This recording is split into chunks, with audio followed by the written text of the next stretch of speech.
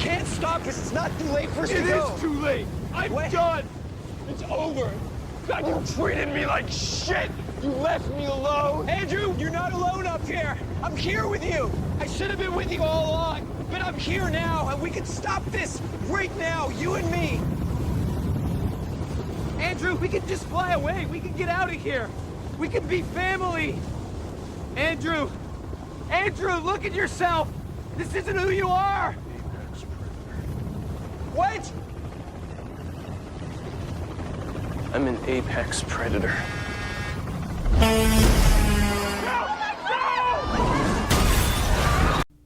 This is just heartbreakingly tragic, but sadly, this is what happens when a depressed teen who's going through an emotional and mental struggle gets superpowers.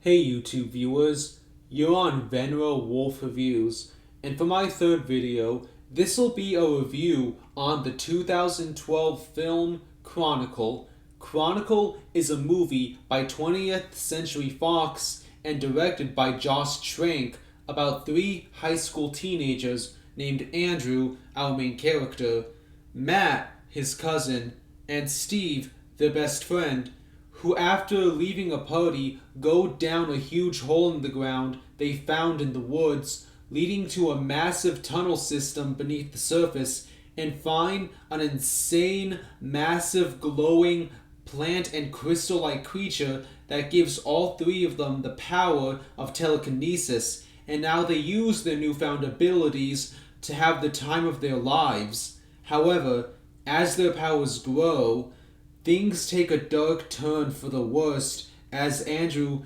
goes through a terrible downfall. But before I get into that, I'll review other aspects of the film, starting with the characters.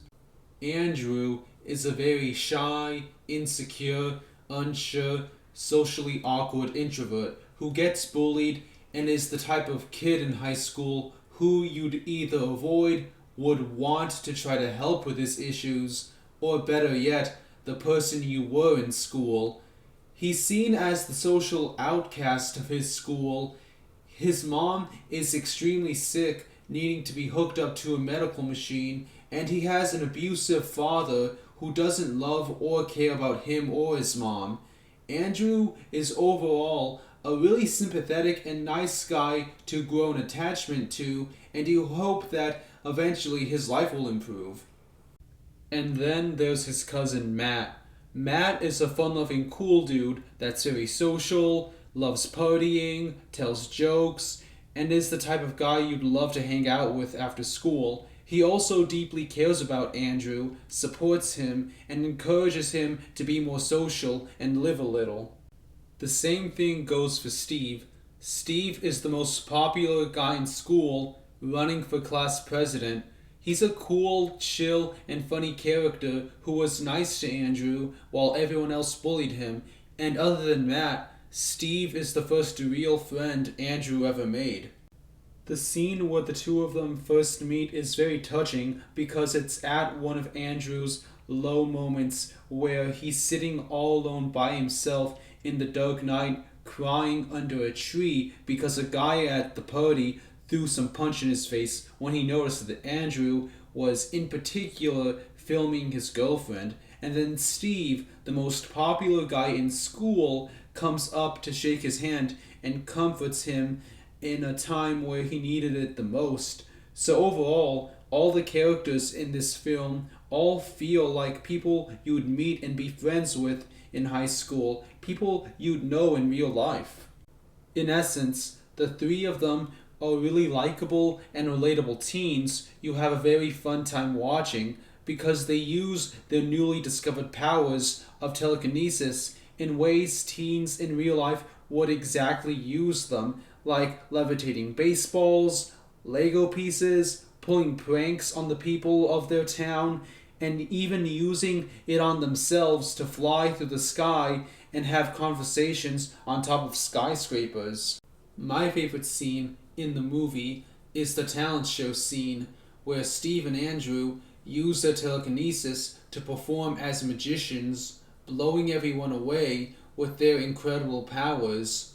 Well, not literally. They're basically real-life magicians because their show is no illusion. This scene is brilliant because you could totally pass off telekinesis as a magic show and nobody would notice. They'd never figure out that they actually have telekinesis because all they'd think is that it's just a spectacular act. What, no philosophical comeback for me? You're probably gonna want to get this on camera. CVI, you guys ready for a talent show? Now I want you guys to give it up for the young and very talented Mr. Andrew Detmer. And you're on. What are you guys doing? Are you playing a prank on your cousin? It's mean. Nice snack.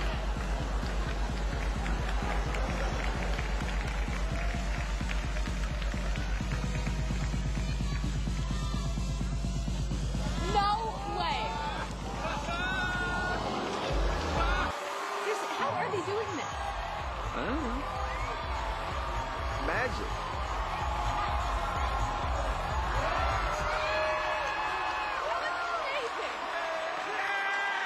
Andrew also has a camera he uses to record himself and everything he does as a means of escaping his sad, depressing life, where it's one of his only ways of feeling more calm and at peace with himself.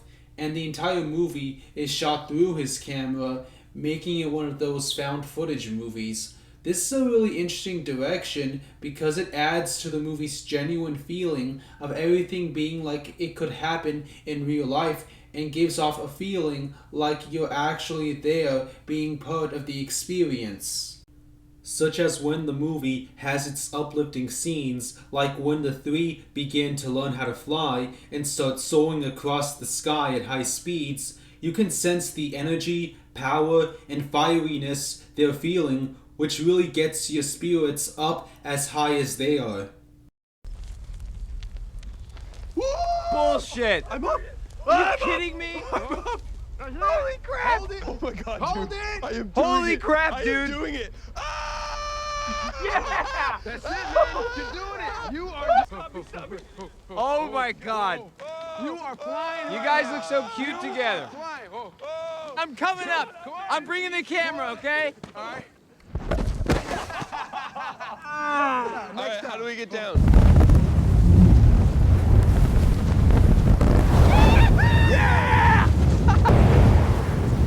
Activate hyperdrive!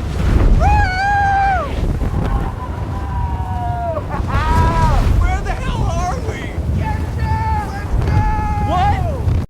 Or when the film has its down-to-earth scenes. Well, all the scenes in Chronicle are down to earth, but a certain touching scene is when Andrew and Steve are opening up to each other about their lives at the previously mentioned skyscraper scene.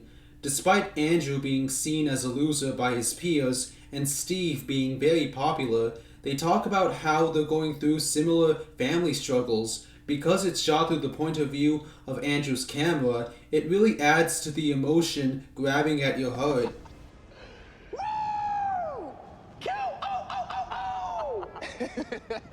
Mom's like never home anymore. I mean, you saw how my dad is. He's just quiet, sits around. And it's pointless to talk to him about it because he's got nothing to say. See, it's different because you've always had friends and people want to talk to you and be around you. I never had any of that. I mean, before this, I barely even hung out with Matt, and he's my cousin. We were close when we were little, but I don't know, in high school, everything changed. Winter break is coming up. You should do the talent show with me. No way. I mean, I don't even have any talents, so... What are you talking about? You don't have talent. You have talent. You've got talent. Oh, dude, no way.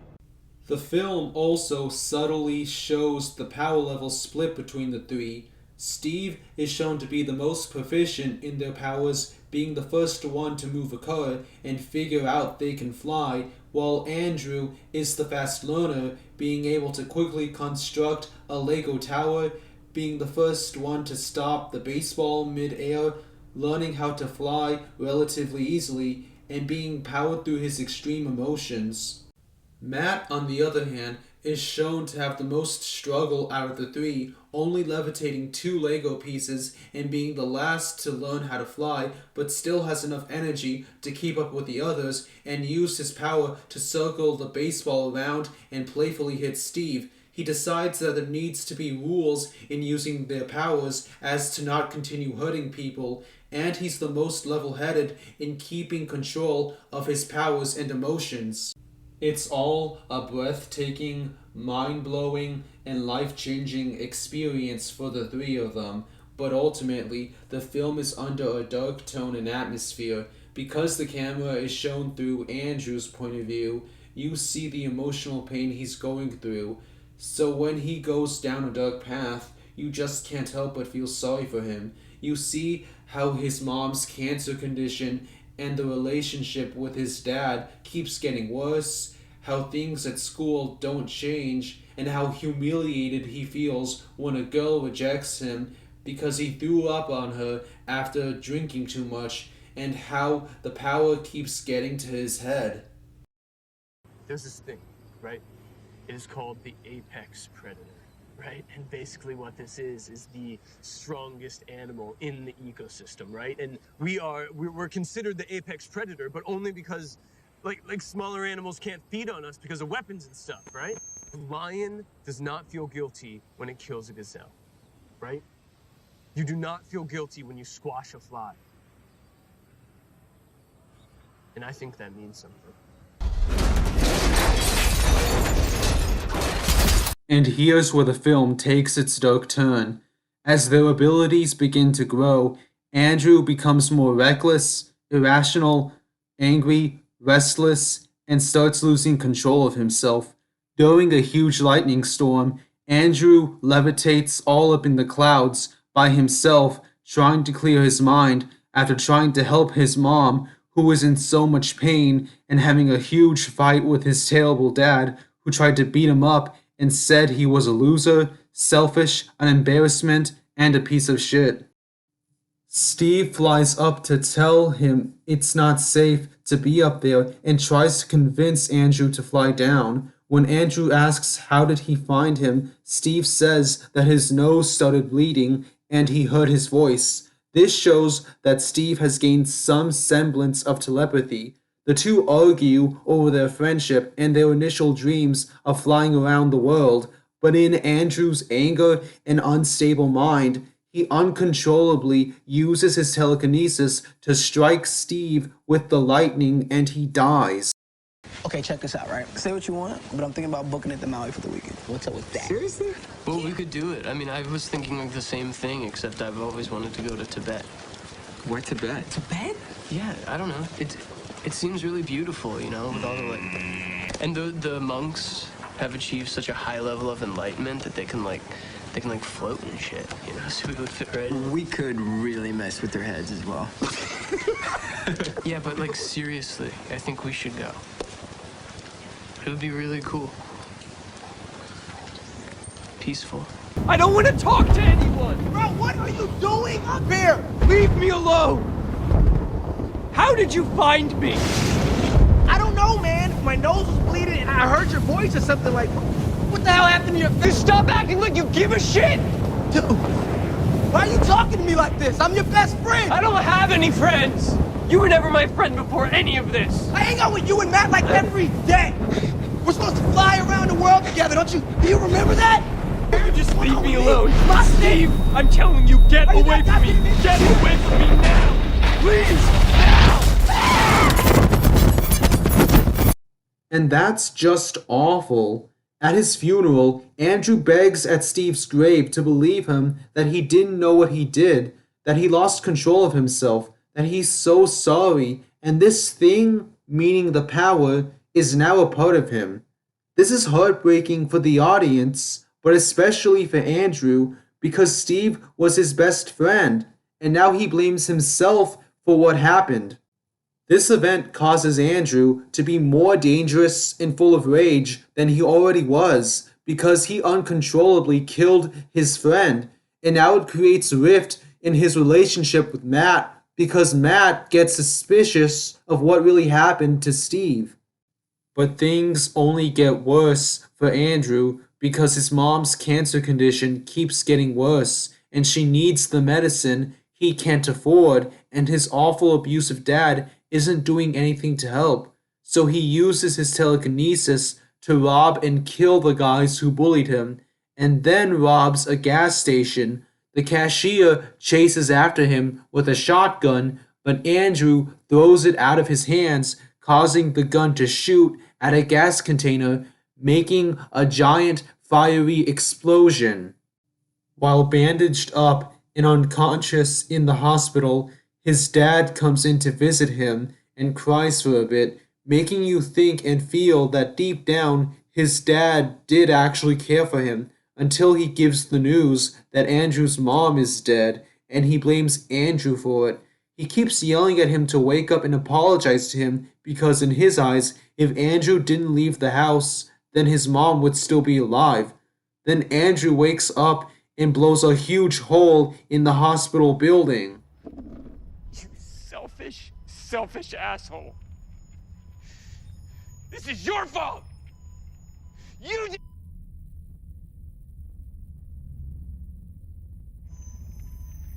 Do you hear me? Your mother is dead and it is your fault! Matt senses what's happening to Andrew when his nose starts bleeding and then sees the news report of the hospital getting destroyed. So him and his girlfriend Casey drive over to the hospital only to find Andrew levitating and dropping his dad. Matt saves Andrew's dad and deeply tries to reason with Andrew, but it's to no avail, and they begin an extreme battle of psychic minds and emotions. And no matter how many times Matt desperately tries to reach out to him, Andrew won't listen and keeps rampaging, blowing everyone away, this time literally. Something I've refrained from mentioning until this point is the ringing. Every time Andrew gets more emotionally unstable, you hear a high-pitched ringing. You can hear it when Andrew kills Steve during the lightning storm. You can hear it during an argument and brief fight between Matt and Andrew over what Andrew did to his bully Wade at school by pulling out his teeth, and over what Andrew was going to do to get his mom's medicine. The ringing is meant to show the clashing of each other's energies and the relentless rising power forming inside of Andrew. And you hear the ringing at the film's final climax, where Andrew's telekinetic energy and intense emotions escalates to max power, getting ready to create mass destruction across the city. What am I looking at? Ah, shit! I'm freaking out right now. Matt! Can we get out of here, please? Is it showing up on the camera like that? I don't know, Matt. It's messing with it. I don't really want to film. This is awful. Oh, dude, your nose. Steve!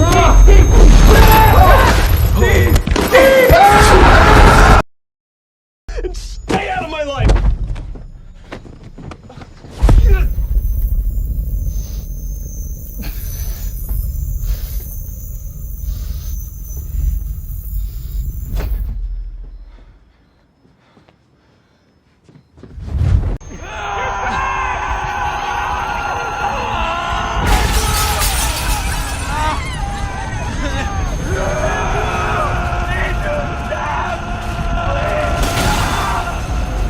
So Matt is left with no other option but to kill Andrew by impaling him with a stone spear from a statue. This is a really heartbreaking scene because Matt is Andrew's cousin who just wanted to be with him and did everything he could to try to help him. Can you imagine having to make the ultimate sacrifice and kill your own family member despite all your efforts to avoid that? Matt did, and it's just sad. When I first saw this in theaters when I was 12, I initially hated Chronicle because Andrew was my favorite character because of how relatable he is, and it's just tragic that such a good-natured kid turned crazy and nearly killed everyone. The deaths of Steve, the mom, and that Andrew became a destructive animal, or as he puts it, an apex predator, and had to be killed, depressed me as a kid. But that's probably what makes Chronicle an interesting and down-to-earth work of cinema. It shows what happens when a kid who's given superpowers goes down a dark path from all the trauma of being bullied, rejected, physically and worse, mentally abused, losing the people who are closest to them, and feel like the whole world is against them. And that's exactly what happens to our depressed, relatable, and tragic main character of Andrew Detmer, and what led him to his reign of destruction and death. This is the dark reality of Andrew Detmer. To end the movie and this video on a somewhat positive note, after Andrew's death, Steve flies away and around the world like the three of them dreamed of. Steve arrives in a snowy mountain range and says to Andrew that he's sorry and hopes that Andrew understands why Matt did what he did, and that Andrew's not a bad person, that Matt's going to do better. He's going to help people find out what happened to them in the underground cave and do it for Andrew and Steve. Matt says he loves Andrew before showing the Tibetan temples, saying that Andrew made it, and finally cries out in joy and flies off to his next destination. Hey, Andrew. I just wanted to say that I'm sorry, and I hope that you know that I did what I had to do. You're not a bad person. I know that. That's all that matters. And I want you to know that I'm going to be better from now on. I'm going to help people. I'm going to find out what happened to us down there. I don't care how long it takes. I'm going to get answers. I'm going to do it for you. And I'm going to do it for Steve. I love you, man. I didn't ever get a chance to tell you, but I love you. You made it.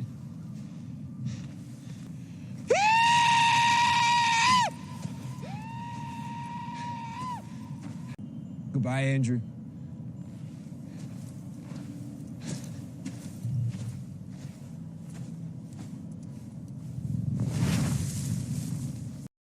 Chronicle is a very interesting and polarizing movie. Matt, Steve, and Andrew were pretty likable and relatable characters at the beginning. The group dynamics seemed like a genuine brotherly bond, and you wish that they either became superheroes, famous magicians, or better yet, accomplished their dreams of flying around the world together. But that didn't happen because despite how depressing Andrew's life was going, he took things way too far to the point where his actions of chaos were completely unjustifiable. Matt tried to be there for Andrew, tried to help him end it all. Tragically, in the end, Andrew was the cause of his own downfall.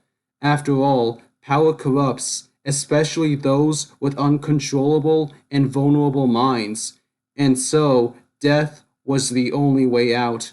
However, we do see Matt in a position where his life is cautiously improving.